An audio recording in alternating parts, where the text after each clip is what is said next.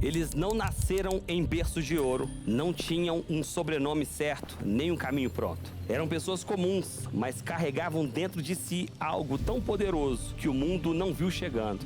E essa é a série Pessoas Comuns, Destinos Extraordinários.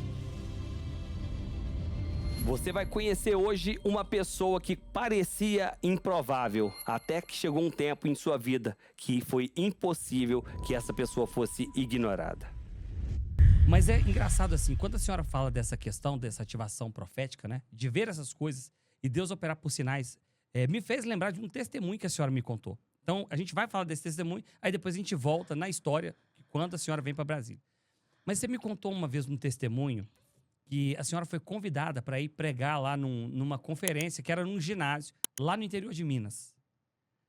E algo muito louco aconteceu lá naquele dia, né? Mas tudo começa quando você chega no aeroporto, a pessoa tá te esperando. Conta pra gente aí essa parte desse testemunho. Muitos testemunhos, né? Porque, assim, infelizmente, nós vivemos com uma geração que, que ela acha que Deus é na sua vida quando você possui alguma coisa. Ela olha para você com aparências. Se você estiver bem vestido, Você tá abençoado. você está abençoado. E você realmente, né? Então eu recebi esse convite e eu não sou muito de perguntar aonde é a igreja, como é, o que vai acontecer. Eu não sou muito de especular. Eu não sou mesmo de especular. Quando a agenda ela chega nas minhas mãos, Marcelo, eu acredito que foi Deus que fez. Então eu já logo dou um sim e falo que vou. Então eu já estava numa vigília em Goiânia. O pessoal saiu dessa vigília e veio me trazer. Então, assim, eu estava totalmente assim, descabelada mesmo. E eu não entendia. Eu achava que realmente era uma conferência de um porte bem pequeno. E não foi nem por isso. Eu não sou muito de arrumar. Mas quando eu cheguei no aeroporto de Confins, e tô que espera o povo me buscar, e o povo não buscava, e eu vi uma madama assim. Ela andava para lá, ela andava para cá. E eu resolvi perguntar para ela se ela estava esperando alguém. Ela falou assim: eu estou esperando uma pastora de Brasília. Aí eu peguei e perguntei para ela: eu sirvo? E aí ela pegou, olhou para mim de cima e embaixo e falou: é a senhora? Eu falei: porque eu estou te esperando. E você está me esperando? E eu sou de Brasília. E eu sou Jaqueline. E como é? Ela é a senhora mesmo. E ela saiu andando na frente, me olhou e falou assim: a senhora mesmo? Eu falei: é. E aí o marido dela, muito gentil, e falou: e aí, meu bem? Quanto tempo, né? Ela falou assim: ficou muito tempo lá. E você achou a missionária? Achei ela aí, ela tá aí atrás. E o marido dela viu que ela tinha mudado de figura, né? Porque eu não conhecia realmente ela. E eu fui.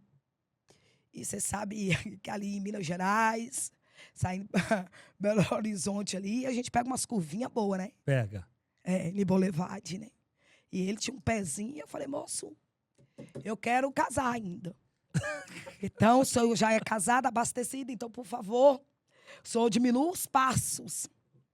E aí ela pegou: não, é porque o evento não será em Belo Horizonte, ele será numa cidade aqui próxima, mas é 3 horas para chegar lá.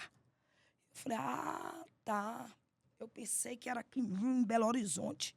Ela: não, não é. E ela muda, ficou, o marido também, porque o marido já entendia o temperamento da esposa. E eu peguei o meu fone, coloquei no meu ouvido, porque isso não desce muito no meu coração. A questão, o Lucas, ele costuma dizer que eu não tenho desconfiômetro.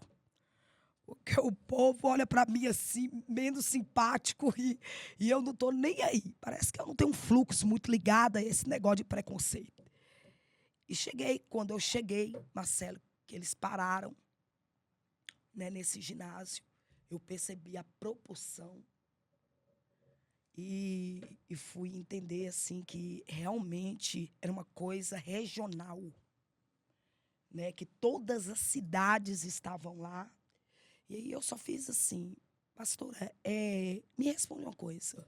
Eu vou entrar que hora? Ela falou, por incrível que pareça, colocou a senhora como a última pregadora. Como fosse assim. Não vai sair nada daí. E aí, quando eu vi, também era uma igreja que sabia muita Bíblia. É uma igreja que sabe muita Bíblia, muita Bíblia, muita Bíblia, muita Bíblia mesmo. E aí eu falei, quem é a primeira pregadora? Ela falou, Sônia, é o dia inteiro, e a Sônia é a última pregadora, e a primeira pregadora sou eu, e tal. Aí eu peguei e falei assim, eu gostaria de falar com a pastora que fez a minha indicação, por gentileza. Aí ela falou assim, eu vou chamá-la, que era uma das coordenadoras. Aí ela veio muito alegre, muito simpática. Eu falei, minha filha, você arruma para mim uma irmã para fazer uma chapinha nesse cabelo, para mim arrumar, porque você não me contou que esse negócio era desse jeito. Ela falou, nada, o povo só sabe de letra. Hoje que eles vão conhecer o que é o Espírito Santo. Aí eu falei, pelo amor de Deus, gente, o povo parece que tá me trazendo para tirar a casca do negócio. E aí ela me arrumou, e ela me levou logo pro hotel, e ela falou assim, a senhora quer ficar no hotel ou a senhora quer tá lá? Eu falei, eu quero tá lá. Porque eu vi que só tem fera da Bíblia, eu não sei o que eu tô fazendo aqui. Ela falou, ai, fazer na presença. E eu falei, menina, mas é um estádio muito grande e tá nessa proporção toda. Ela falou, mas se Jesus entrar contigo, o que nós queremos, sabe, que Deus te usa muito para avivar a obra. Aquelas irmãs em sapatinho de fogo que quer mudar a mentalidade dos apóstolos.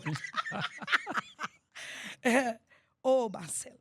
E eu fui, fiquei no primeiro horário, presenciei a irmã que foi me buscar, honrei ela.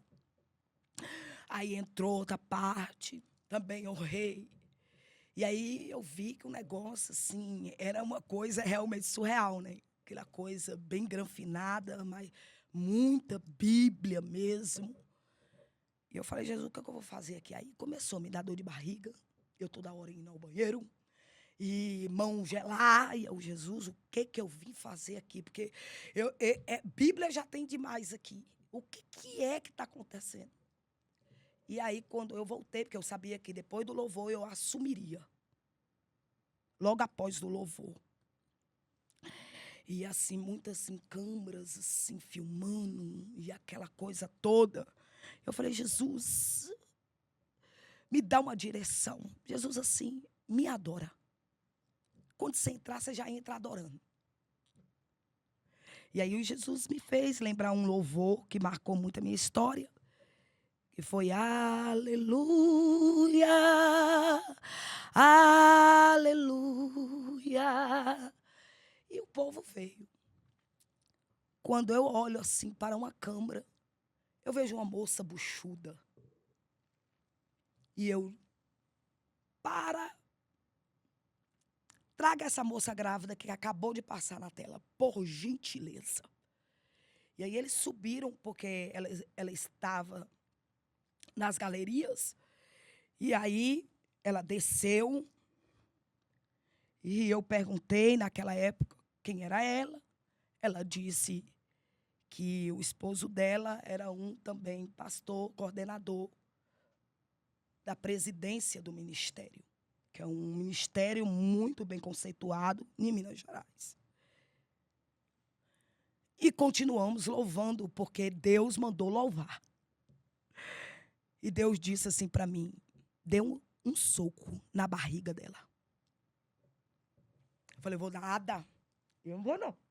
Dar um soco na barriga da mulher. Um soco na barriga da grávida, né? Da grávida.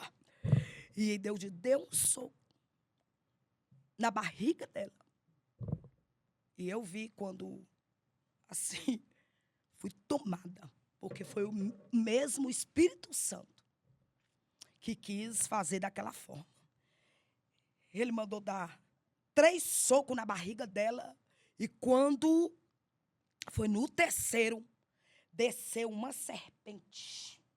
A água jorrou e desce uma serpente, materializa no meio do ginásio. Enorme. E ali o céu chegou. Numa loucura muito grande, porque todo mundo ficou assim, extasiado. Deus tomou e o povo olhando. Só que aquela serpente, ela materializa o povo que estava à frente, presbítero, todo mundo vê e ela entra para a terra novamente. E a barriga da mulher murcha. E Deus disse assim, agora coloca o microfone na mão de quem é de direito e saia deste lugar. E aí, eu lancei e falei, a minha participação aqui já acabou. Porque o céu já fez o que tinha para fazer. E estava tomado de glória. Tomado de glória. E eu entendi, o marido dela foi trabalhar na África. Ele era construtor. E ele pegou muitas guerras na África, e essas igrejas geralmente não ensinam o que é batalha espiritual. O mundo invisível. E ele existe. Quando ela ia ao hospital, dava uma criança. Só que a serpente já estava comendo todo o útero dela. Já estava generalizando. Só que quando ela ia ao hospital, materializava o coração da criança, a criança perfeita. E ela já estava na gestação, entrando para o 9 meses. E a ordem foi que quando chegasse a hora do parto, essa serpente engoliria ela e mataria ela. A obra de feitiçaria da África, por causa da inveja sobre o marido dela lá, gerou algo na vida da família dele aqui.